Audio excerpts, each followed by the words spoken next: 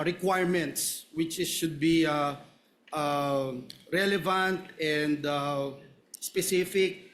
And kinikilala po natin dito sa korte na yung subpoena is an important tool na available po dito sa impeachment court in the search for truth.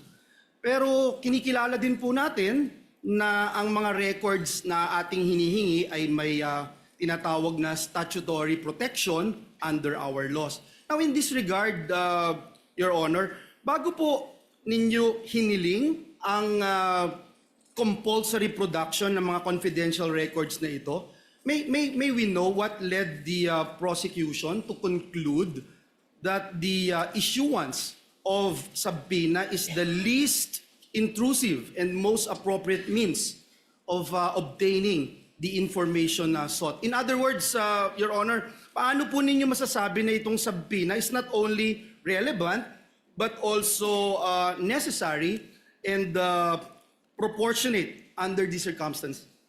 Ang subpoena po ang tanging paraan para makuha ng initong hukuman ang mga kinakailangan po natin na datos at impormasyon at dokumento. At hindi naman po siya intrusive dahil tulad na nabanggit ko po kanina, ay hindi pa naman ito question ng admissibility. Ang kailangan lang ay ma-produce sa korte yung mga dokumentong hinihingi. The issue of admissibility will come later and the defense will have sufficient opportunity to object and to oppose. Ngayon po, as far as the particular records that we are requesting are concerned, ito ay nakabatay nga sa nabanggit ko pong desisyon ng Supreme Court na pag tinitingnan natin ang issue ng unexplained wealth, hindi lang po pwedeng snapshot ang titingnan natin.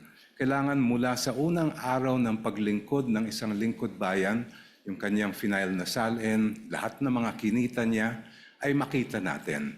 And that will be shown both by the bank records that we are requesting to be produced, as well as the BIR and tax records that we are requesting. Thank you very much.